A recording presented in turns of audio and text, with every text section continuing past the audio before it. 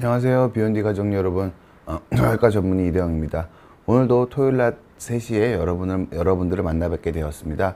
원래 오늘의 방송 주제는 사이클 크리에이터님과 함께 허리에 도움이 되는 사이클 운동이라는 주제로 여러분들을 만나 뵐 예정이 있었는데 그간의 사정으로 일이 한 2주 정도 연기되게 되었습니다. 그래서 오늘은 여러분들께 허리 통증에 대해서 문답을 갖는 시간을 갖도록 하겠습니다.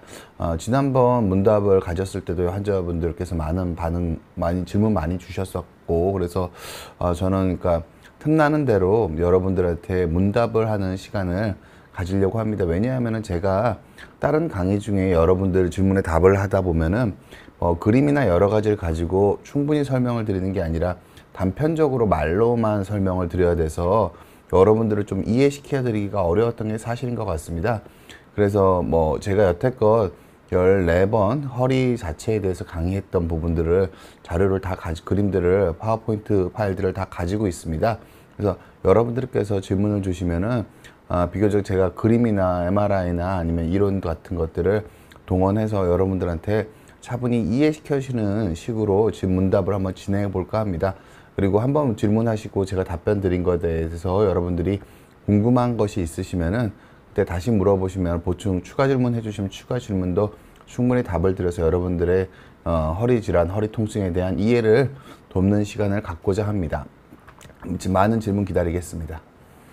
제가 여태껏 그 비욘디에서 강의한 내용을 다시 한번 제가 요약을 좀 해드리자면은 허리 진단과 치료, 즉 허리 통증을 어떻게 진단하고 어떻게 치료를 하는지, 허리 통증은 뭐고 다리의 방서통은 뭔지, 허리는 뭐고 엉치가 아픈 건 뭔지, 그런 것들을 구분하는 법을 처음에 강의를 드렸었고요.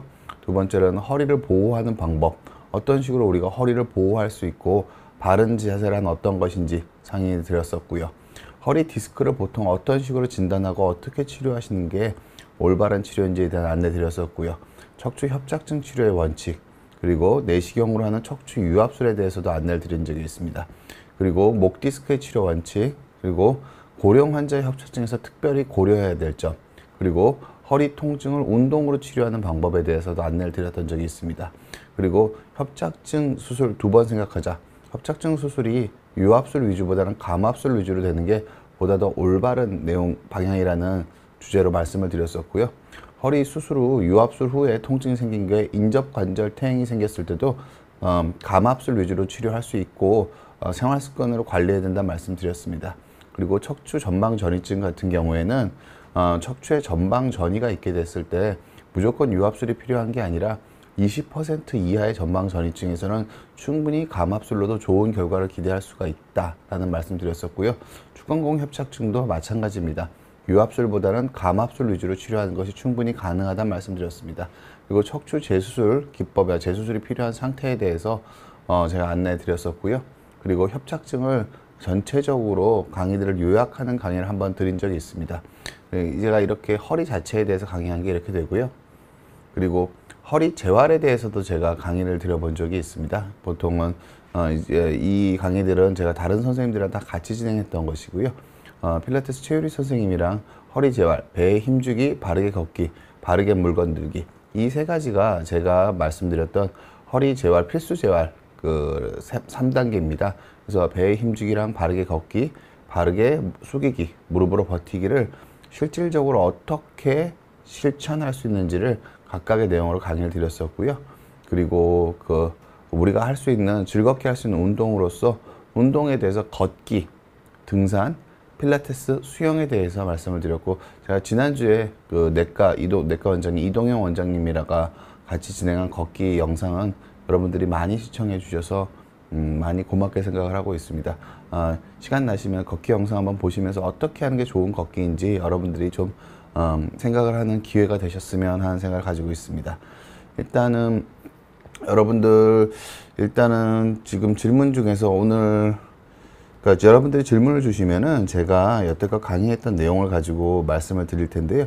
일단 지금 제가 한 가지 다시 한번 말씀을 드리도록 하겠습니다. 여러분들 질문을 주실 때까지 여러분들이 허리가 아프실 때 제일 중요한 게 협착증이라는 거는 그 환자분들이 지금 병원 가실 때 꼭 생각해 보셔야 되는 부분입니다. 허리가 어딘지 보통 우리가 허리가 아프다고 막연히 얘기를 하는데 실질적으로 우리 허리뼈가 그 몸통에서 있는 것은 이 한 가운데 부분입니다. 이 벨트 라인보다 위쪽 이 가운데가 허리입니다. 실질적으로 여기가 아픈 거는 기본적으로 허리에 기계적인 통증을 의미하는 거고요. 한쪽으로 치우쳐서 아픈 건 엉치의 통증일 가능성이 크고요. 이거는 신경학적 자극에 의한 통증일 가능성이 큽니다. 왜 그러냐면 척추뼈라는 것 자체가 실은 이 폭이 매우 작습니다. 따라서 척추 허리 자체에 문제가 있으면은 오른쪽 왼쪽을 구별하기가 좀 어려워집니다, 사람들이. 따라서 몸의 중심성 통증이 있으면 허리 통증이 되는 거고요.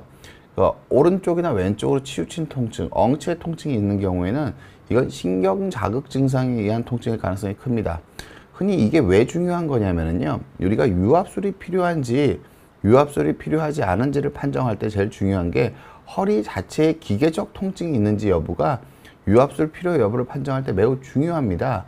그런데 이거를 엉치 통증과 허리 통증을 잘 구별하지 못하고 말씀을 하시면은 유압술의 필요성이 훨씬 더 높아지는 경우가 많습니다. 근데 실질적으로 이게 환자분들이 구별하기가 어려우시기 때문에 환자분들이 이걸 잘 이해하고 진료를 보시는 게 매우 좋습니다. 무슨 뜻이냐면은 허리가 아픈 걸 우리가 단적으로 어떤 상황에서 느낄 수 있냐면은 우리가 머리 감으려고 허리를 굽혀서 머리를 감게 되면은 보통 그때 아픈 게 보통 허리가 아픈 겁니다. 보통 허리를 숙여서 머리를 감게 되고 허리를 꾸부정하게 장시간 있게 되면은 가운데가 중심성으로 아프게 됩니다. 그런 식으로 아픈 게 보통 허리의 통증이라고 보시면 되고요. 한쪽으로 치우쳐서 아픈 건 일반적으로는 신경성 통증의 가능성이 조금 더 높습니다. 그리고 허리 자체에 통증이 있을 때는 자세 변화는 즉시 비례해서 아픕니다. 그러니까 한 번으로 움직이기가 힘든 게 허리의 기계적인 통증이고요. 자세 변화가 어렵다는 식으로 말씀을 하시고, 걷다 보면 저리고 땡긴다. 보통 이거는 방사통이니까 신경은 몇 번 쓰다 보면 혈류가 차단되고 근피로가 쌓이면서 기본적으로 방사통이 나타나는 경우가 많기 때문에 어떤 동작을 좀 일정 시간 이상 반복을 하고 생기는 거는 신경성 통증일 가능성이 조금 더 크고요. 처음에 한 번 움직일 때 한 번 자세 바꾸기도 어려운 거는 보통 허리 통증인 경우가 많습니다. 그러니까 허리의 기계적인 통증인 경우가 많습니다.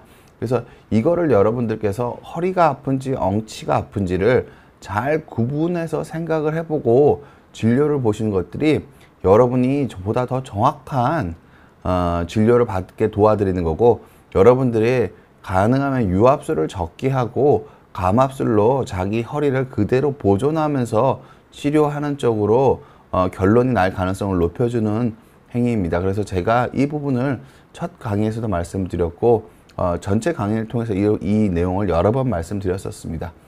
압록강 700리 순정님께서 질문 주셨습니다. 운동하고 바지 입 갈아입으려고 한쪽 다리 들었다가 찌릿하면서 허리 통증이 왔습니다. 이런 경우도 병원에 보아야 하나요? 일단 병원에 가보는 자체, 그러니까 가보는 경우가 어떤 여러 가지 동기가 있을 수 있습니다. 그러니까 조절되지 않는 통증으로 통증을 조절하기 위해서 가는 경우도 있고요. 또 한 가지는 내 이 상태가 괜찮은 상태인지 어떤 위험한 상태인지 아닌지 궁금해서 오시는 분들도 있습니다. 그래서 지금 그 환자분께서 통증이 왔습니다. 이런 통증도 병원에 가봐야 되나요? 그러면은 그러니까 통증이 크지 않다는 뉘앙스로 저는 읽히입니다. 그러면은 다리 한쪽을 들었다가 찌릿하면서 허리 통증이 왔습니다.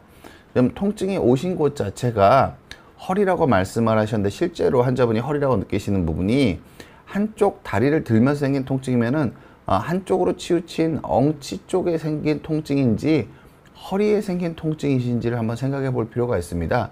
실은 이게 한쪽으로 치우쳐서 한쪽 다리를 들면서 한쪽으로 치우쳐서 생긴 통증이면은 신경 자극 증상의 가능성이 좀 있는 겁니다. 그러면 이게 환자분이 협착이라든가 디스크 자체에 문제가 있을 가능성이 있는 거고요. 한쪽 다리를 들면서 허리에 압력이 증가해서 디스크에 압력이 가해지는 순간 허리에 중심성 통증이 생기실 수 있습니다. 이거는 보통 디스크 내부 상태 변화를 의미하는 거일 가능성이 있습니다. 그래서 일반적으로는 디스크 내부의 상태 변화가 있는 거는 신경자극 증상이 아닌 경우에는 보통 일반적으로 진료를 받아야 될 필요성이 조금 적습니다. 왜냐하면은 신경이 눌리는 통증은 생활 습관으로 관리하기가 조금 더 어려운데, 허리에 그 어떤 힘이 가해졌을 때 생기는 기계적인 통증은 자기가 그 힘을 가하지 않게 노력을 한다면은 통증이 대부분 조절이 됩니다. 무슨 뜻이냐면은 일시적으로 허리에 힘이 들어갔을 때 허리에 통증이 온 상태가 한번 이루어졌다면은 한동안 그런 식의 자극을 주지 않게 되면은 디스크 내부에 난 상처 같은 것들이 저절로 아물게 됩니다. 백리순정님께서 압록강 700리순정님이 추가 질문 주셨어요. 허리인 것 같습니다. 좀 위쪽입니다.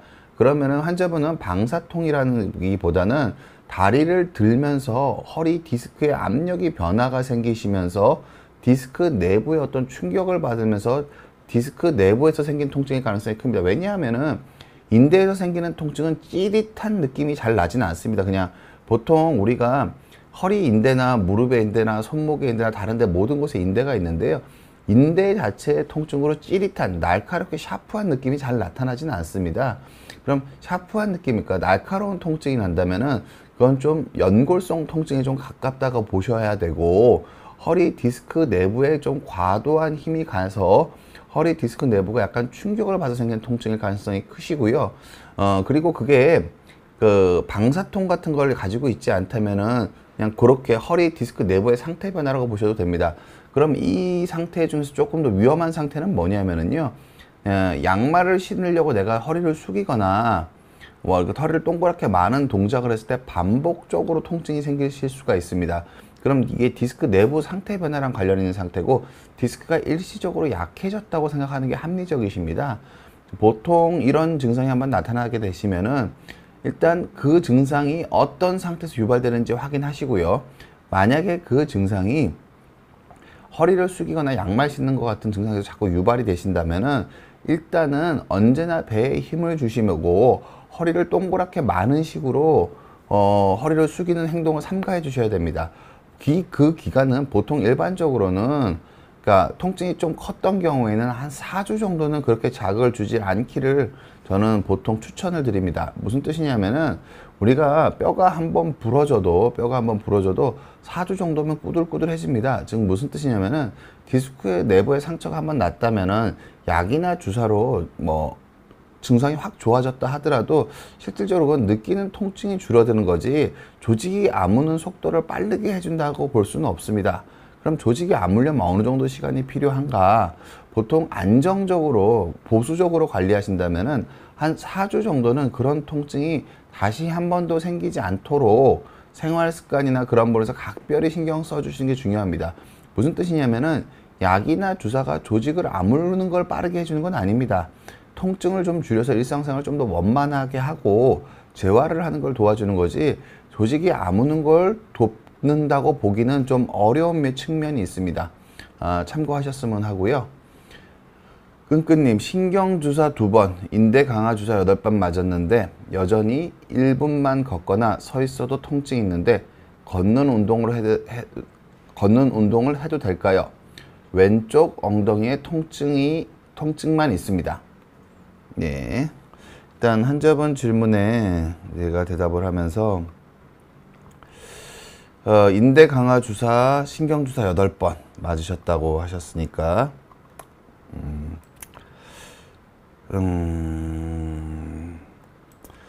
허리 협착증은 보통 일반적으로는, 그러니까 만성인 경우에는 협착증인 경우가 훨씬 더 많습니다. 특히 환자분 연세가 50이 넘으셨다면은 디스크가 그러니까 그 통증의 주 원인인 경우는 매우 적습니다. 디스크가 통증의 주 경우가 매우 적고, 그 디스크성 통증, 디스크가 협착을 이루는 원인 중에 디스크도 있다고 해석을 하는 거지, 그런 경우가 훨씬 더 많지, 디스크가 주된 통증의 원인인 경우는 매우 적습니다. 디스크가 주된 통증의 원인인 경우는 매우 적고요.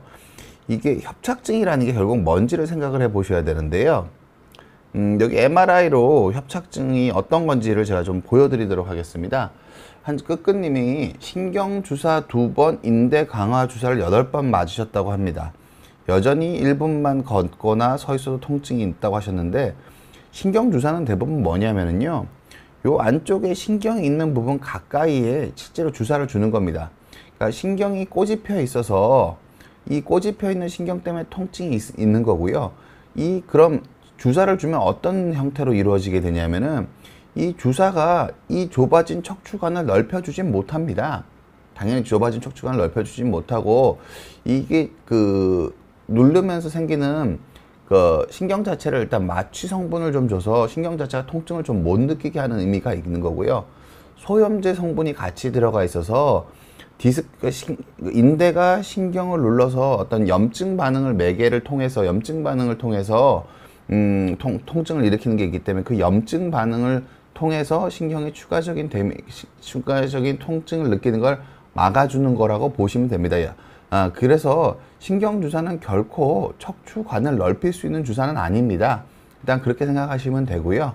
인대 강화 주사를 8번 맞으셨다고 하시는데, 보통 인대 강화 주사는 보통 일반적으로 인대를 두껍게 한다고 보시면 됩니다. 인대가 그러니까 두껍게 하려는 목적을 가지고 있습니다. 실제로 척추에서는 그러니까 의미 있는 정도로 폭넓게 주사 치료를 통해서 MRI상 측정될 정도로 인대가 두꺼워진다고 보통 임상가들은 생각하지 않습니다.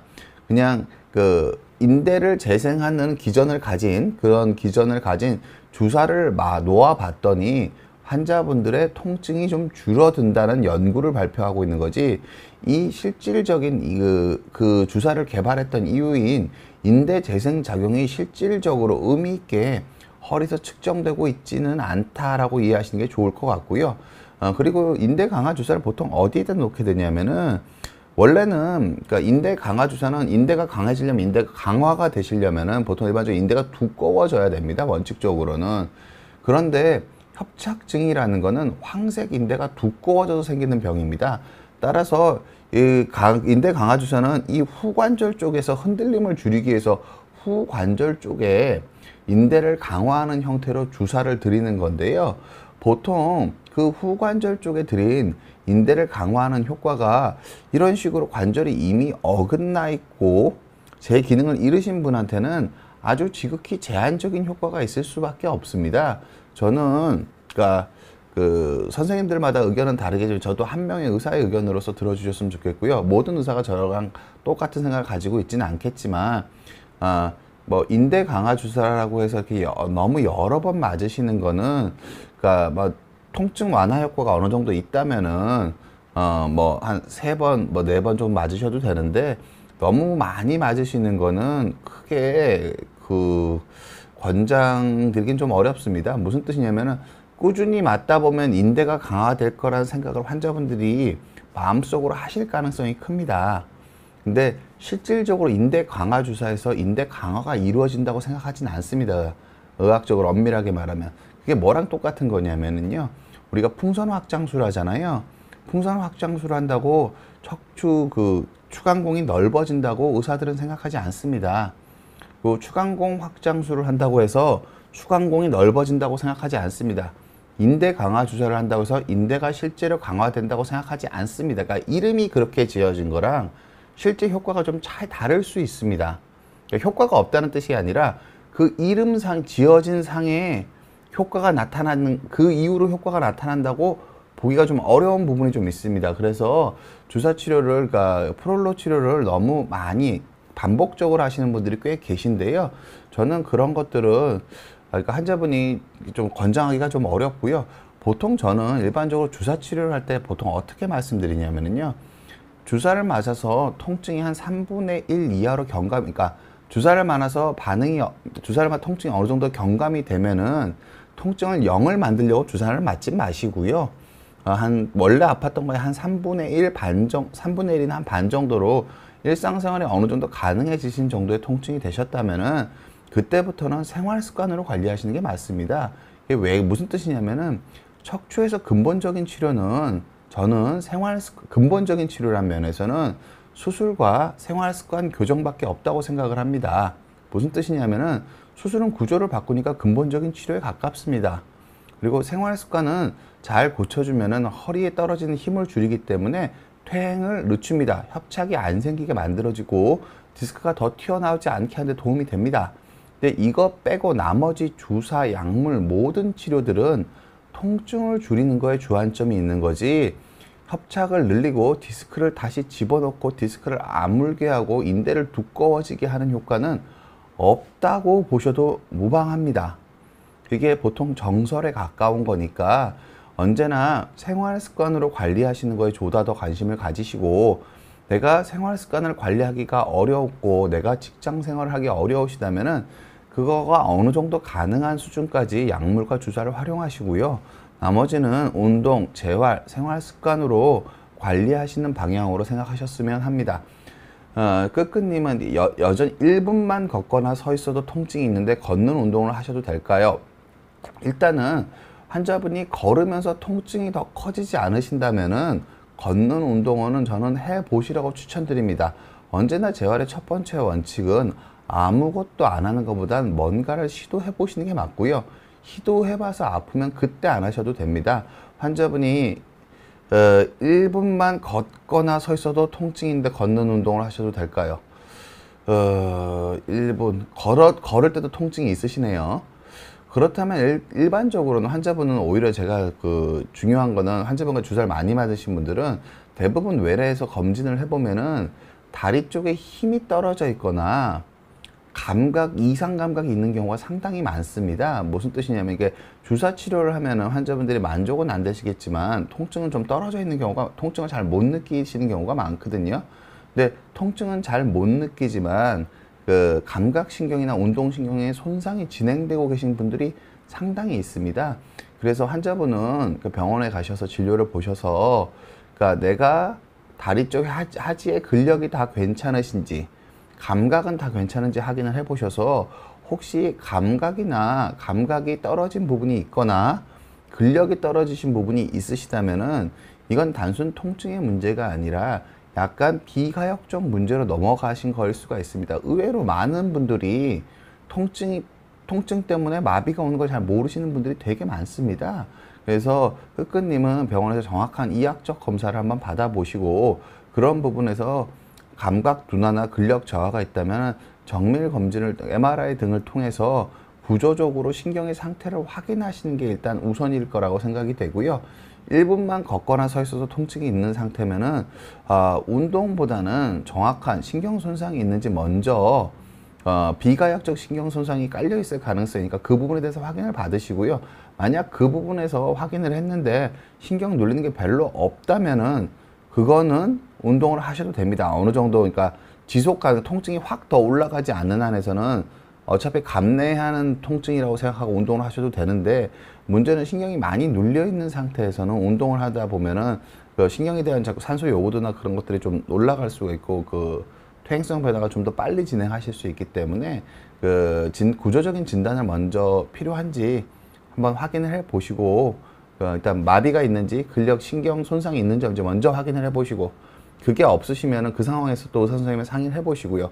그게 있으시다면 MRI 찍어 보셔서 그것까지 확인하시고, 그리고 구조적인 문제가 없을 때만 운동을 하시는 게 적절하지 않을까, 저는 조심스럽게 그렇게 말씀드리도록 할게요.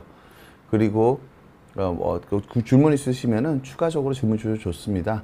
그리고 환자분 같은 경우 끄끄님은 왼쪽 엉덩이만 통증이 있으시면은 신경성 통증일 가능성이 매우 크신 분이 맞습니다. 예. 로제우님, 저는 담드는 것처럼 삐끗하는 것처럼, 그러면 꿈쩍도 못하게 아파요. 그럴 때마다 주사 맞아요. 6개월 정도 되면 또 삐끗해요. 일단은 허리에 좀 발작적인 통증이 있으신 분들이 자주 있습니다. 그런데 기본적으로 제가 이런 경우에는 디스크 내부의 상태 변화가 있는 경우도 있고요. 그리고 후관절이 불안정해서, 후관절이, 디스크가 여기 있고요. 후관절이 있는데 이 뒤쪽 뼈끼리 맞물려 있는 이 관절이 불안정해서 조금 어긋나는 경우도 좀 있고요. 그게 전방전이랑 연결돼 있기도 하고, 아니면 척추 자체 부분적인 불안정성이 조금 동반되어 있는 경우도 있습니다. 그러니까 여러 가지 경우가 있긴 한데, 보통 일반적으로 얘기를 할 때 6개월 정도면 또 삐끗해요. 6개월 정도면 또 삐끗한다. 보통은 일반적으로는 그러니까 의학적으로 조금 좀 의심스러운 부분이 있습니다. 무슨 뜻이냐면은 척추는 보통 환자분들이 우리들 입장에서는 뭐 이게 몇 개월에 한 번씩 아플 수 있다고 생각을 하지만 허리는 기본적으로 체중을 받는 기관이기 때문에 특정한 자세에서 통증이 더 생길 수밖에 없습니다. 무슨 뜻이냐면은 꾸부정하게 있는 거랑 똑바로 펴서 앉아 있는 거랑 허리에 떨어진 힘이 다를 수밖에 없거든요. 따라서 정말 6개월에 한 번씩 삐끗하시는 건지 꼭 삐끗하지 않더라도 내가 어떤 형태나 어떤 자세에서 그런 느낌이 나시는지를 잘 살펴보실 필요가 있습니다. 6개월이라는 시간이 중요한 게 아니라 그 6개월에 한 번씩 아플 때 내가 어떤 자세나 어떤 행동을 취했을 때 그런 게 있는지를 생각을 해 보셔서 그거를 어떻게 제어할까 생각하시는 게 맞는 거지. 6개월에 한 번씩 아프셔서 그러니까 너무 불편한 주사를 맞긴 맞으셔야 되는데 이거는 통증에 대한 올바른 대처라기보다는 오히려 내가 어떤 상황에서 통증이 생기는지를 조금 더 세밀하게 관찰해 보셨으면 하는 생각이 로제 의원님한테는 제가 좀 말씀드리고 싶네요. 태어나서 산다님, 허리 시술 후 괜찮게 지내다가 2주가 되어 선생님이 도수치료 권해서 도수치료 후 수술 전보다 더 악화돼서 일어나지도 못하고 고통 속에 지내다가 다시 신경주사를 5대 또 맞았더니 움직일 수 있게 되었네요. 계속 바늘을 찌르듯이 아파요. 언제쯤 나아질까요? 일단은 이게 환자분들이 많이 겪는 문제세요. 많이 겪는 문제인데, 그러니까 일단 시술을 하기 전 상태가 다 환자분들마다 매우 다르기 때문에 보통 제가 뭐라고 단정을 할 수는 없는데요. 보통 어떤 경우에는 환자분 상태가 매우 안 좋아서 수술을 해야 되는데 환자분이 뭐 내가 시간이 없고 내가 도저히 그런 여건이 안 되고 수술이 너무 무섭고 해서 약간 임시적인 방편으로 시술을 하시는 분들도 있으시고요. 그리고 디스크자 그런 것들이 좀 튀어나와야겠는데 심하진 수술하기는 아까운 정도의 상태여서 시술을 하는 경우도 있고요. 뭐 여러 가지 상황이기 때문에 뭐라고 잘 말할 수는 없습니다. 근데 일반적인 대처에 대해서 말씀을 드리면은 그 도수치료 후 통증이 악화되시는 경우는 기본적으로 어떻게 말씀을 드리냐면요. 시술하고 도수치료하는 건 어떤 식으로 하셔야 되냐면은 그러니까 너무 체형 교정이나 자세를 바로 하는 거를 타인에 의지하시면 안 됩니다. 무슨 뜻이냐면은 자기 몸의 밸런스를 내가 느껴서 고칠 수 있도록 재활이나 운동하시는 분들이 운동치료사분들이 도수치료사나 운동치료사분들이 도와주는 식으로 재활을 하셔야지 이게 통증이 별로 없는 사람들이 건강한 보다 더 안정적인 체형을 만들기 위한 목적으로 하는 방식으로 도수치료를 하게 되면은 그분들 허리는 되게 약한 상태이기 때문에 갑작스럽게 통증이 확 올라올 수가 있습니다. 보통은 환자분이 신경주사 맞고 증상이 좋아지셨다고 얘기하는 거 보면은 그거는 디스크성이나 그런 쪽의 가능성이 조금 더 크시긴 한데요. 어찌됐든 환자분들이 시술하시고 재활은 꼭 필요합니다. 왜냐하면은 아무것도 안 해서 안 아픈 거는 다시 썼을 때 안 아프다는 보장이 떨어집니다. 그래서 시술해서 통증을 줄이고 나서 비교적 가장 안정적인 방법으로 활동량을 점차 늘려 가셔야지 이게 내가 더 큰 활동에 적응할 수 있을 가능성이 큽니다. 그래서 재활을 하실 때 제가 뭐 강해 드린 것도 있지만 보통 이런 순서대로 하시는 걸 저는 아주 강하게 추천드립니다. 특히 통증이 크신 분들한테는 이게 매우 중요합니다. 통증이 크신 분들한테는 제일 중요한 것 허리의 재활에서 급성기에서 제일 중요한 것 단 하나입니다. 배에 힘주기. 무슨 뜻이냐면은 허리의 압력이 변화가 적으셔야 돼요. 허리에 떨어지는 힘이. 보통 우리가 척추가 제가 그냥 그림을 저를 좀 비춰주셨으면 하는데요. 척추뼈가 이렇게 딱 있으면은 이게 척추뼈라고 칠게요. 척추뼈라고 치면은 이게 보통 우리는 이 척추뼈로 몸을 다 지탱을 합니다. 근데 우리가 배에 힘을 꽉 주고 있으면 어떻게 되냐면은 이 뼈만 지탱하는 게 아니라 나무 연필심으로 지탱하는 게 아니라 원통으로 몸을 지탱하게 됩니다. 따라서 배에 힘이 꾸준히 들어가 있는 상태가 유지가 되시면은 개별 척추에 떨어지는 압력이 확 줄어들게 됩니다. 그리고 우리가 실은 디스크 갑자기 터지신 분들 걸어 들어오시는 거 보면 배에 힘을 꽉 주고 들어오세요. 왜 그러냐면은 배에 힘이 꽉 주면은 디스크의 압력 변화가 줄어드는 걸 스스로 느끼시기 때문에 그러신 거거든요. 그래서 허리가 아프신 분들은 통증이 조금 어떤 치료를 해서 통증이 줄었을 때 언제나 배에 힘을 어느 정도 이상 주시면서 팔, 다리를 쓰는 활동을 하셔야 돼요. 그걸 잘 정리하는 게 매우 중요합니다. 걸을 때도 언제나 배에 힘을 빡 주고, 무슨 뜻이냐면 그렇게 되면은 허리에 떨어지는 힘의 변화가 줄어듭니다. 그래서 저는 시술 같은 걸 하시고 초기 도수치료나 재활에서 제일 중요한 거는 배에 힘을 주는 습관을 얼마나 잘 만들어 주실 수 있느냐, 사실은 저는 제일 중요하다고 생각하고, 이게 어느 정도 된 다음에 그 다음에 걷기, 그 다음에 무릎으로 버티기라고 하지만 이거는 허리를 안정적으로 숙이는 훈련이거든요. 그래서 이런 식으로 처음에는 배에 힘주기만 숙달시키는 거에 집중을 하실 필요가 있습니다. 이런 안 불편하신 분들이 건강한 체형을 만들기 위해서는 연습보다 먼저 배에 힘을 충분히 주고 팔다리를 쓰고 일상생활을 하시는 쪽으로 훈련을 하시는 게 좋을 것 같고요. 태어나서 산다님도 지금 통증이 좀 줄어드신 상황이시라면은 제가 유튜브에 제이рем이랑 배에 힘주기라고 하면은 제가 강의한 것도 좀 있고요. 제가 제이렘이랑 수영 코치님이랑 강의한 것도 있습니다. 제가 간략하게 보셨으면 하고요. 간략하게 말씀을 드린다면은 수영할 때 느낌이 되게 좋은 느낌입니다. 무슨 뜻이냐면 우리가 수영을 하려면은 물에 떠 있으려면은 언제나 윗배나 아랫배에 고르게 힘이 들어가 있어야 됩니다. 이게 배에 힘이 빠지는 순간 유선형이 깨지면서 허리가 꺾이거든요.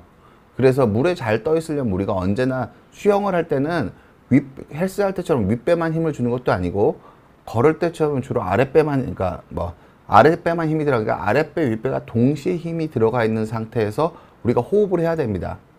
그러니까 배 근육을 써서 호흡을 하니까 배는 단단하게 힘을 주고 있는 상태에서 호흡을 해야 됩니다. 수영이 바로 그렇습니다.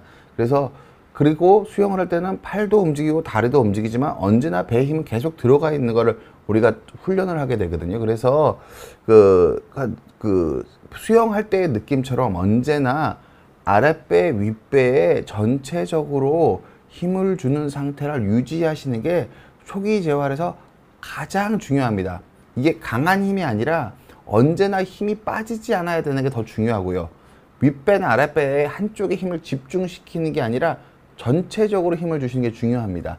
그래서 일단 태어나서 산다님은 그렇게 일단 생활 습관을 들이는 거를 목표로 해보시고, 이런 것들을 하기 위해서 어떤 팁들이 있는지 제 영상들이나 그런 것들을 좀 참고해서 노력해 보셨으면 합니다. 그러니까 이게 조절이 돼야지. 환자분이 결국 통증이 생긴 이유가 도수 치료하면서 자극을 받아서 생긴 거잖아요. 그럼 그런 종류의 자극이 다시 안 와야 됩니다. 일정 기간 동안. 그리고 일단 한번 상처가 나면, 디스크 쪽에 한번 상처가 나면은 최소 어느 정도 꾸들꾸들하게 아무는 걸 4주거든요. 그래서 저는 일반적으로 상태 변화가 있으시면은 한 4주 정도는 통증이 한 번도 안 느껴져야지 그 다음부터 안정적인 상태라고 저는 말씀을 드립니다. 그래서 그 4주 정도 기간 동안 배에 힘주기, 그리고 그게 어느 정도 숙달되셨다면 바르게 걷기, 그리고 좀 더 숙달되셨다면은 무릎을 버티는 훈련 같은 것들을 위주로 해주셨으면 하는 저는 생각을 가지고 있습니다. 궁금한 거 있으면 추가로 질문 주셔도 좋을 것 같고요.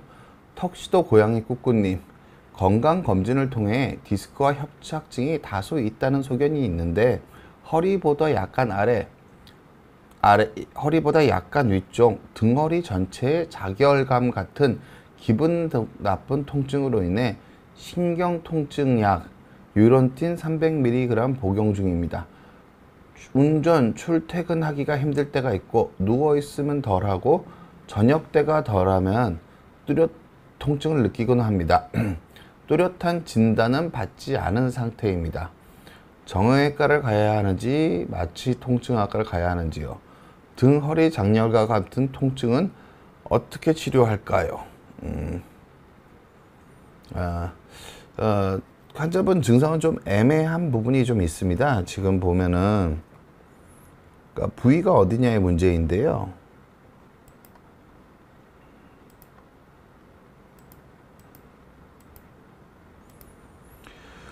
환자분이 말씀하신 등 허리가 결국 어디냐면은요.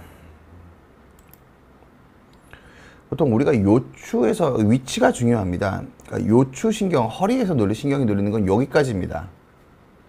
그리고 환자분이 말씀하신 게 등허리가 이거보다 좀 더 위쪽에 가는 등이란 표현이 들어가면 이거는 요추가 아니라 이제 흉추로 넘어가는 부분입니다. 흉추로 넘어가는 부분에서 허리 전체적으로 자결감 같은 기분 나쁜 통증이 있으시고 라고 말씀하셨으면은 보통 일반적으로는 그러니까 제일 중요한 건 뭐냐면은요. 물리적인 힘을 가했을 때 통증의 증가와 감소가 있는지가 실은 되게 중요합니다. 그러니까 물리적인 힘을 가했을 때 통증의 증가와 감소가 있다면은 보통 이게 디스크, 그러니까 흉추 내부에서는 생기는 경우가 드물지만, 그러니까 척추와 좀 더 연관된 걸 가능성이 좀 더 있다고 봐야 되는 거고요.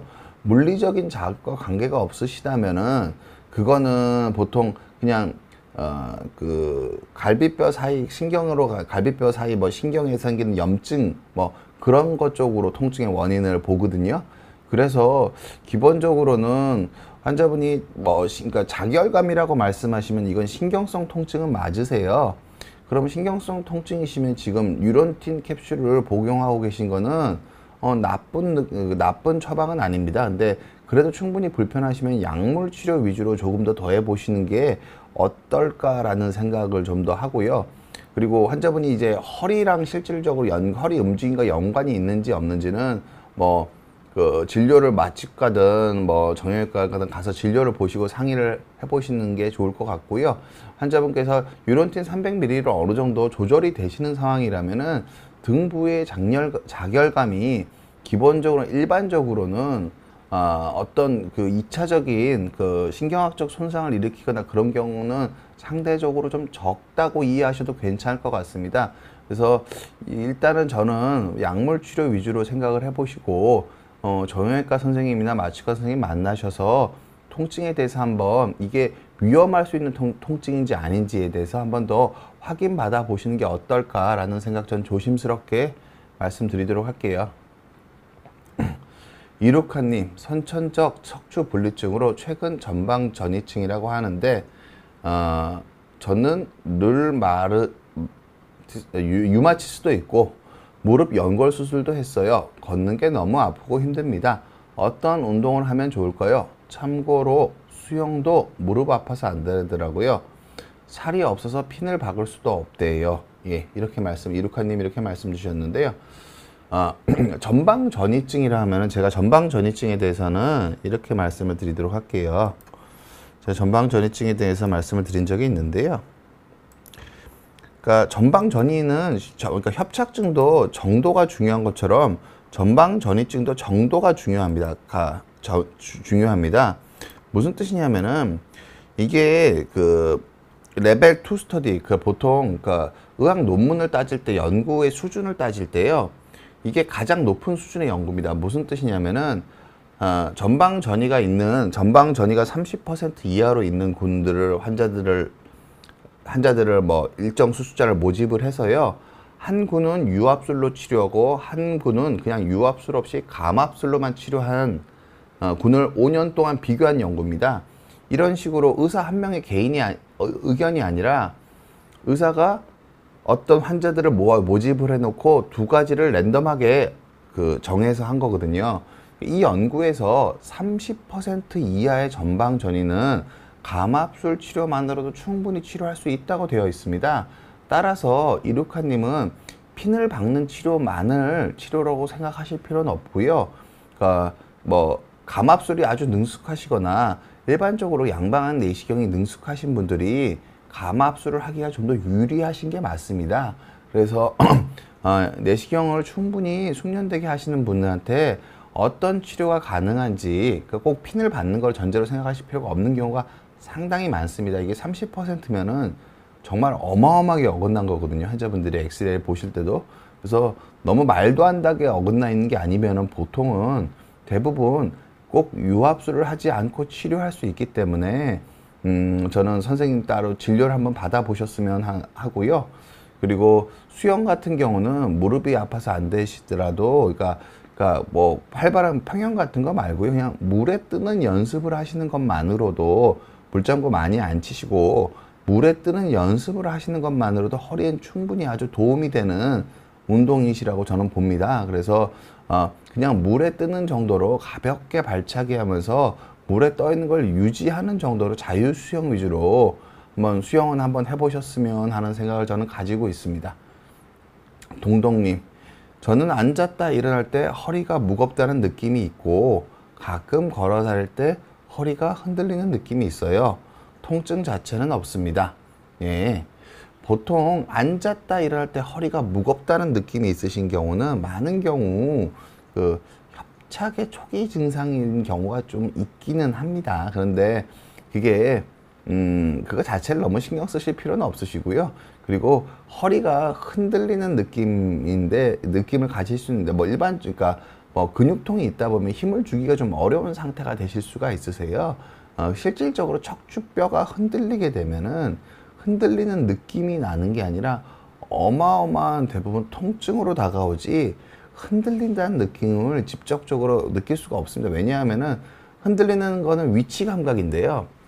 위치 감각은 있으면서 통증이 별로 안 생긴다는 뜻이거든요. 근데 척추가 그렇게 흔들렸을 때 통증을 유발하지 않을 수가 있는 게 아니기 때문에, 실제로 흔들리는 느낌을 느끼시는 게 실제로 척추뼈가 흔들리는 건 아닐 가능성이 크시니까, 지금 동동님이 말씀하신 증상들은 크게 걱정하실 만한 증상은 아니신 것 같고, 단지 앉았다 일어날 때 허리가 무겁다는 느낌이 있다는 것 자체가 결국은 뭐라고 생각을 하셔야 되냐면은, 재활에서 제가 바르게 허리 숙이기를 제가 뭐 2주 요 6월 말쯤에 다시 한번 영상을 찍을 계획을 하고 있긴 한데요. 결국은 허리를 숙일 때 무릎으로 버티는 게 잘 안 되셔서 그런 거일 가능성이 큽니다. 그러니까 언제나 배에 힘이 제대로 빡 들어가 있는 상태에서 코어 근육이 다 파이어링이 되면서 허벅다리로 일어나면 허리에 무거운 느낌이 나실 확률이 매우 적습니다. 그래서 허리 자체에 무겁다는 느낌이 있다는 걸 걱정하시기보다는 어떻게 하면 내가 무릎으로 잘 버티면서 배에 힘을 주고 일어날 수 있을까를 연구해 보시는 게, 그렇게 하기 위해서는 어떤 운동이 필요한지 관심을 가지셨으면 하는 생각이 좀 있습니다. 은혜님, 디스크가 현재는 호전된 상태인데 스텝박스 일단 가볍게 운동해도 허리에 괜찮을까요? 물론 해보시는 게 좋습니다. 언제나 모든 동작은 해보고 아프시면은 중단하시는 겁니다. 재활의 제1원칙, 아무것도 안 하는 것보다 하는 게 좋고요. 해서 아프면 안 하는 게 맞습니다. 그리고 3원칙은 그 1원칙과 2원칙을 반복하는 겁니다. 무슨 뜻이냐면은, 스텝박스 1단에서 힘들면은 그 높이를 반으로 낮춰서 또 해보시면 됩니다. 그게 힘드시면은 반의 반으로 낮춰서 해보셔도 됩니다. 그런 식으로 자기가 운동하는 환경이나 그런 것들을 조절을 하면서 자기의 최적화된 운동을 찾아 나가는 것, 이거는 결국 환자분이 직접 하실 수밖에 없습니다. 그 어떤 트레이너가 하는 것보다 자기가 자기한테 맞는 운동을 찾아가시는 게 가장 안전하고 가장 효율적인 방법이라고 이해해 주셨으면 합니다. SS님, 45세 남자 환자분이시고 목 디스크 4, 5번, 5번 천추 1번이 있습니다. 섬유륜이 찢어져 수액이 조금 나와 있어요. 도수치료로 튀어나온 디스크가 들어가는 경우도 있을까요? 도수치료로 위험하지 않을까요? 말씀을 주셨습니다. 일단 환자분이 천추 1번이라고 하셨으면 허리 디스크일 가능성이 좀 더 크시고요. 그리고 목 디스크에서는 섬유륜과 수액을 잘 구분해서 설명을 하지는 않습니다. 수액이 조금 나와 있다는 표현은 보통 허리 디스크에서 많이 쓰는 표현이어서 그런데 환자분이 뒷목 어깨까지 당기다고 하셔서 조금 표현이 이게 그러니까 천추는 목에 있는 게 아니거든요. 좀 질문이 좀 헷갈리신 것 같은데, 어찌됐든 그러니까 디스크가 탈출이 된 상태에서 도수 치료가 효과가 있을까요? 라고 물어보셨는데요. 그러니까 아까 말씀드린 것처럼 도수 치료를 체형 교정으로 활용하시는 게 아니라 제가 말씀드리는 바른 자세를 만들고 바르게 허리 숙이를 훈련하는 개념으로 도수 치료를 하시는 거는 괜찮은데요. 일반적으로 별로 불편하지 않으신 분들이, 그러니까 그 흔히 얘기하는 체형 교정, 카이로프랙티스는 허리에 막 힘을 가하고 뭐 땡기고 뭐 액티브하게 모빌라 움직임을 주고 이런 식으로 하는 건 위험할 가능성이 큽니다. 근데 보통 경험이 많은 도수치료 센터들은 그런 환자들을 진료해본 경험이 많으니까 가셔서 한번 상담을 받아보시는 건 괜찮을 것 같습니다. 언제나 저는 그러니까 도수치료나 운동 재활은 자기 생활 습관을 바꾸는데 도움이 되는 방향으로 하셔야지 그게 지속 가능한 치료지, 도수치료하는 순간에 어떤 마사지나 그런 힘을 주는 효과로 디스크가 들어가는 일은 없습니다. 그리고 도수치료도 결국 크게 보면 재활의 범주에 들어간다가 물리치료 내지는, 그리고 도수치료 하면서 어떤 모든 도수치료하는 곳이 다 운동교육을 다 같이 하거든요. 정도의 차이는 있지만, 그러면은 도수치료는 물리치료적인 통증 완화 효과와 생활 습관을 교정하는 재활 효과 두 가지를 같이 타겟해서 하고 있는 건데요. 저는 생활 습관 교정 쪽에 조금 더 무게를 둬서 그 치료를 확인하시는 게 좋을 것 같고요. 튀어나오는 디스크는 대부분 환자분들은 들어간다는 표현을 쓰시는데 원칙적으로는 엄밀하게 그냥 평탄화라는 개념이 좀 더 가깝습니다. 튀어나와 있는 부분이 흡수되고 전체적으로 동그랗게 되는 거지, 이게 원래 뭐 있던 형태로 쏙 다시 들어가고 뭐 그런 식으로 변하지는 않습니다. 어찌됐든 재활의 목적은 더 튀어나오지 않게만 관리되면 줄어듭니다. 그래서 더 튀어나오지 않게 관리가 되면 줄어든다라고 보시는 거기 때문에 재활을 잘 하시면은 디스크가 치료될 수 있다라고 보시는 거는 합리적인 생각이라고 생각이 됩니다. 예, 은혜님 80세 남자 환자분이시고 허리 협착증이 있으시대요. 오른쪽 발이 바깥쪽으로 많이 벌어져 있으세요. 허리 통증이 있으신데 주의할 점 부탁드립니다. 일단은 제가 말씀드리고 싶은 거는 연세가 그 정도 되셨으면은요, 제일 중요한 건 이겁니다. 아버님이 어르신이 걸으실 때 이렇게 걸으시는지 한번 확인해 보실 필요가 있습니다. 그러니까 언제나 이게 협착이 만성적으로 있으셔서 허리를 언제나 숙이고 걸으신 분이신지, 이게 가능하면은 이게 압박골절로 숙여진 게 아니라 협착 때문에 숙여지신 경우라면은 연세가 좀 높으시더라도 감압을 해서 허리를 펴주시는 게 아버님이 오랫동안 잘 걸으실 가능성이 크세요. 무슨 뜻이냐면은 이게 계속 숙이고 있다 보면은 젊은 사람도 감당하기 어려울 정도로 숙이고 계속 걸으시는 어르신들이 있으시거든요. 그럼 젊은 사람 허리도 견디기 어려운데 안 그래도 근력 떨어지신 어르신께서 허리를 계속 숙이고 걸으셔야 된다면은 이게 압박골절로 그렇게 된 경우는 어쩔 수 없지만 협착증 때문에 신경이 눌려서 못 피시는 분들이 있으시거든요. 그래서 아버님 걷는 자세를 한번 봐주셨으면 하고요. 실은 연세 드신 분들은 아픈 게 문제가 아니라 활동량이 줄어드는 게 문제입니다. 아버님이 걷는 양이나 활동량이 지속적으로 줄어드는 기미가 있으시다면은 그것도 정밀 검사를 받아보실 필요가 있습니다. 일단 걷는 자세 보시고요. 아버님의 활동량이 유지가 되시는지 줄어들고 있으신지 확인해 보실 필요가 있으시고요. 오른발이 바깥쪽으로 많이 벌어지신 것 자체가 통증 때문에 벌리신 건지 저절로 벌어지신 건지를 확인해 보실 필요가 있습니다. 이게 저절로 벌어진 거면은 이게 형태라는, 그러니까 그 근력이 떨어져서 그런 경우가 많으시고요. 통증 때문에 그러신 거라면은 뭐 그거는 뭐 꼭 구조적인 치료가 아니더라도 뭐 주사나 약물 치료라도 좀 시도해 보시는 게 맞지 않을까, 저는 그렇게 말씀을 드립니다. 그리고 허리 통증 자체는 웬만하면 제가 말씀드린 엄밀한 의미의 허리 통증, 그러니까 한 가운데가 아프신 거는 80 넘어가신 분들은 대부분 손 안 댑니다. 근데 엉치 통증이나 보행 장애가 있는 거는 신경성 통증이기 때문에 그건 좀 적극적인 치료가 환자분들의 삶의 질을 높이는 데 도움이 됩니다. 왜냐하면 허리 자체의 통증을 조절하는 방법은 유압술인데 80 넘으신 분이 한테 허리 자체의 통증으로 유압술을 해서 의사들이 칭찬받기가 어렵습니다. 왜냐하면은 기 퇴행성 변화가 여러 관절에 이미 다 와 계신데 한마디만 묶어 놓으면은 그걸로 얻을 수 있는 효과가 그렇게 크지가 않으세요. 그렇게 이해해 주셨으면 하고요. 피피님, 약간의 디스크 탈출로 10년 이상 고생하고 있는데요. 운동, 시술, 휴식 할 거 다 해보고 양방 내시경을 생각하고 있는데 이렇게 튀어나온 신경이 오래 눌려 있어도 수술 후 원래 신경으로 회복할 수 있을까요? 제가 환자분들한테 가장 많이 드리는 질문, 그러니까 받는 중에 하나인데요. 일단은 감각이, 그러니까 저리고 땡기고 아픈 건 수술하면 대부분 없어집니다. 근데 감각이 시리고 감각이 둔한 거는 감각신경의 일반적인 영구 손상을 의미하는 경우가 많습니다. 그런 것들은 호전이 어렵다고 보셔야 되고, 그리고 힘이 떨어져 있는 것도 보통 어떻게, 그러니까 관념적으로 이렇게 생각하면 이게 정확한 데이터가 될 수는 없는데, 관념적으로, 그러니까 아파서 안 되는 건 수술하고 바로 돌아옵니다. 그리고 최근에 생긴 마비, 최근에 생긴 힘 떨어짐은 수술하면 한 2, 3개월 정도 지나면 한 80% 정도 돌아옵니다.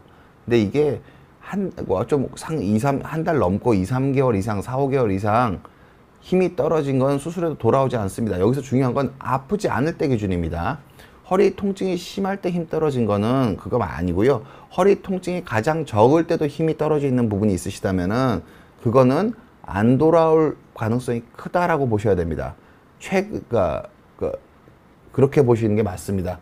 제가 좀 말을 좀 헷갈리게 좀 드렸는데요. 그래서 오래 눌려 있는 게 중요한 게 아니고요. 환자분이 현재 이상 감각, 감각 저하, 근력 약화가 있으신 부분이 있으시면은 그거는 안 돌아올 가능성이 크다라고 보셔야 됩니다. 근데 환자분들이 이렇게 말씀 되게 실망을 하시는데, 근데 그게 실질적으로 돌아오진 않지만 대부분 오랜 시간을 통해 적응이 됩니다. 무슨 뜻이냐면은 그 감각 둔한 부분에 저린 느낌 같이 남는데요. 보통 한 1, 2년 정도 지나면은 신경을 안 쓰면은 모를 정도, 신경을 쓰면은 내가 이거를 아프다는 걸 아는데요. 내가 굳이 신경 쓰지 않으면은 그걸 잊고 살 정도까지는 적응이 되시는 경우가 대부분이고요. 근력도 안 돌아오는데요. 보통 주변 근육들이 같이 쓰는 방식을 잘 익히다 보면은 한 1, 2년 정도 지나면 큰 불편 없이 지낼 수 있게 되는 경우가 대부분입니다. 그 정도로 이해하시면 될 것 같고요. 아이캔님, 6개월 전 신경주사 3번 맞았고 척증이 많이 줄어들었습니다. 턱걸이 철봉 매달리기가 허리에 좋을까요? 보통은 그 턱걸이 철봉 매달리기 하셔도 괜찮습니다. 왜냐하면은 허리는 결국 체중을 받는 기관이기 때문에 턱걸이랑 철봉 매달리기는 허리의 체중이 떨어지지가 않습니다. 그래서 해롭진 않을 가능성이 크고요. 근데 체중을 실지 않고 어떤 운동을 하는 게 허리에 그다지 큰 의미가 있지는 않습니다. 보통은 환자분이 평소에 걸을 때, 숙일 때 바르게 숙이게 하는데 도움이 되는, 이 자세를 만드는데, 이렇게 자세를 만드는데 도움이 되는 운동, 그리고 환자분이 평소에 척추 전만을 잘 유지하는 데 도움이 되는 운동, 그런 것들이 결국 허리를 보호하는 데 도움이 되는 거지, 그 견인 치료라든지 그런 것들은 통증을 줄이기 위한 수단이지 평소에 생활 습관을 바로 하는 데는 크게 도움이 되지 않는 거여서, 저는 평소에 생활 습관을 바로 할 수 있는 바른 자세, 바르게 걷기, 배에 힘주기, 그런 쪽으로 노력을 하시는 게 지속 가능한 방법이라고 생각을 합니다. 김말수님, 늘 통증을 달고 사는 퇴행성 디스크 환자에게 어떤 정증이 좋을까요? 1시간씩 걷기와 엎드려서는 요추 전만 자세 꾸준히 하고 있지만 하루도 아프지 않은 날이 없어서 너무 답답합니다. 보통은 김말수님, 환자분께서 퇴행성 디스크라고 하셨는데 연세가 중요하세요. 보통은 이게 보통 50세가 넘어가셨으면은 결국 협착의 구성 요소로서 퇴행성 디스크를 가지고 계신 분들이 훨씬 많으세요. 그래서 이게 과연 협착증인지 아닌지 한번 생각을 해보셨으면 하고, 1시간씩 걷기와 엎드려서 하시는 요추 전만 자세 꾸준히 하고 있지만 하루도 안 아픈 날이 없습니다. 너무 답답합니다. 환자분 말씀만 들어도 제 마음이 안 좋네요. 기본적으로는 그러니까 통증은, 그러니까 약물 치료나 주사 치료를 한번 생각을 해 보셨으면 하고요. 약물 치료나 주사 치료 한번 생각해 보셨으면 하고, 뭐 그래도 반응이 없다면 정밀 검사를 한번 해보시는 게 어떨까라는 생각이 있습니다. 무슨 뜻이냐면은 협착은 이미 정해져 있습니다. 내 척추관이 얼만큼 좁아져 있는지는 이미 결정이 나인 문제이기 때문에 이게 운동이나 재활은, 그러니까 이제 운동이나 재활의 역할은 저는 어떻게 말씀드리냐면요. 제가 관리를 잘하면은 10년 지났을 때 제 동기들보다 더 젊어 보일 수 있습니다. 그런데 제가 관리를 잘했어요. 10년이 지났을 때 한 살 어려질 수는 없습니다. 무슨 뜻이냐면은 이미 온 협착을 거꾸로 돌릴 수 있는 운동이나 재활은 없습니다. 따라서 협착이 진행하지 않게 해야 되는 건데, 그래서 진행하지 않게 하는 운동으로 1시간 걷기와 엎드려 쓰는 재활 너무너무 좋습니다. 그런데 이미 협착이 많이 진행이 되어 있다면 아무리 노력해도 통증의 고리를 끊기 어려우실 수 있는 게 어쩌면은 당연할 수 있습니다. 그래서 환자분께서 이미 협착이 많이 진행되어 있으신 상태인지 아닌 상태인지를 뭐 두려워 마시고, 요새는 어머니처럼 오래 불편하시면은 다리에 대부분 마비 있으시거든요. 그럼 대부분 MRI가 보험이 되세요. 근력이 꽤 떨어져 계시면은 MRI가 의료보험이 됩니다. 그럼 비용이 많이 안 비싸세요. 그러니까 좀 용기를 내셔서 한번 정밀 검사를 받아보시는 게 어머님한테 현명한 일이 아닐까, 저는 그렇게 생각을 합니다. 그리고 샌드위치 BLT님, 31세 남자 환자분이시고 3월 초 차대 사람 교통사고로 허리에 차가 받친 후 손목, 손발 저림 시작되고 나중에 감각 이상 생겼어요. 뭐 MRI에선 일자목, 요추 5번, 천추 1번, 추간판 탈출, 우측 신경병이 있어요. 당뇨 있는데 교통사고 때문인지 당뇨 합병증 때문인지 모르겠어요. 일단은 기본적으로는 차대 사람 교통사고시구나. 예, 그러면은, 근데 그 MRI에서 터진 형태를 봐야 됩니다. MRI에서 터진 형태를. 그러니까 디스크가 늘었는데 전체적으로 늘어난 형태면은 외상성 파열이라고 좀 보기가 어렵고요. 어디가 한 군데가 볼록 튀어나와 있다면, 그러니까 튀어나온 디스크가 원래 디스크의 원과 비슷한 동심원을 그리는 것 같으시면은 대부분 퇴행성이라고 보는 거고요. 원래 있었던 문제라고 보는 거고, 튀어나온 디스크가 그리는 원이 원래 디스크의 원과 완전히 다른 원을 중심을 그릴 것 같다, 그런 정도시라면은 이거는 기본적으로는 외상성 손상의 가능성이 있습니다. 그리고 당뇨 때문에 저리신 거는 보통 앞뒷면이 같지가 않습니다. 보통 그러니까 발바닥, 발등이 있다면요, 당뇨 때문에 그런 것만 말초에서 있는 거기 때문에 스타킹 신은 것처럼 발등이랑 발바닥이랑 같이 감각이 좀 둔해지고 같이 저린 경우가 좀 많으세요. 근데 신경이 눌린 거는 발등 신경이랑 발바닥 신경이랑 균일하게 눌리는 경우가 거의 없습니다. 그래서 그런 것들로 조금 구별해 보시면 좀 도움이 되지 않을까 싶고요. 김혜원님, 협착이나 디스크 있는 사람이 거꾸리 자주 하면 도움이 많이 될까요? 그러니까 제가 계속 비슷한 말식으로 말씀드리는데요. 해수업 느낌이 너무너무 편하시다면은 하셔도 괜찮습니다. 느끼는 게 너무너무 편하시다면은. 근데 이거는 내가 편한 느낌을 느끼려고 하는 거지, 허리에, 그러니까 통증을 완화하는데 도움이 된다면은 하셔도, 하시는 걸 적극적으로 말리지는 않는 거고요. 근데 환자분들이 하시면서 하는 생각, 이걸 거꾸리를 자꾸 하면은 추간공이나 디스크 간격이 늘어날 거라고 생각하시는데 그건 절대 늘어나지 않습니다. 그건 절대 늘어나지 않습니다. 그리고 허리에서 결국은 허리는 체중을 받는 기관입니다.